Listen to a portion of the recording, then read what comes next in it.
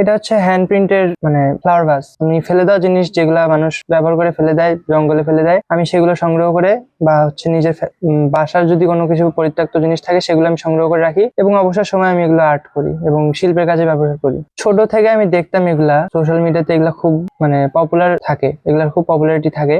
আমরা বাজারে বা বাইরে আমরা এগুলা কিনি টাকা দিয়ে, সেই টাকা দিয়ে আমরা চাইলে বাসায় আরো সেই টাকা দিয়ে একসাথে অনেকগুলো কিনতে পারবো। একটির টাকা দিয়ে আমরা 4-5টা বাসায় বানাতে পারবো। তো কেন নয় আমরা এটা ফেলে না দিয়ে বাসায় কিছু একটা বানিয়ে ফেলি। এটা আমার নির্ধারণ করার কিছু নেই, এটা আমি চারপাশে যা দেখি আমি তাই করি, আলাদা ভাবে কোনো কিছু আমি ট্রাই করি না। এই যেমন সসের বোতল, তারপর স্যালাইনের কাচের যে বোতলগুলা, তারপর ওষুধের কাচের সিরাপের যে বোতলগুলা থাকে, এগুলার পেজ মানে এটার উপরে যে স্টিকারটা থাকে ওইটা কিন্তু সহজে উঠতে চায় না। তো প্রথমে এটাকে 1 ঘন্টা গরম পানিতে চুবিয়ে রাখতে হয়, তারপর আস্তে আস্তে এটা আমরা নর্মালি যেভাবে কাপড় ধুই বা মানে এক প্রকার কি বলে ওইটাকে আমরা পুরোটা ক্লিন করে এটা তুলে ফেলি।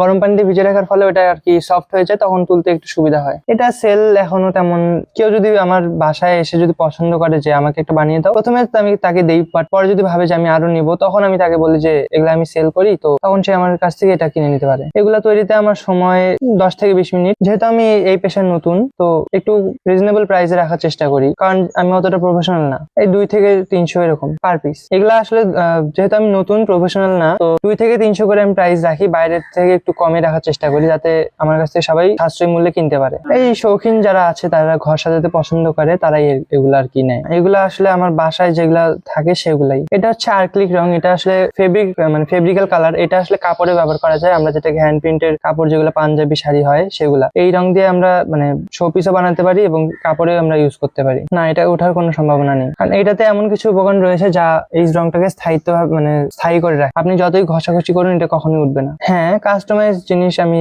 করে দিতে পারবো, তবে সেই ক্ষেত্রে প্রাইসটা একটু বেশি হয়, কারণ ডিজাইনটা যেহেতু আমার নিজস্ব নাই।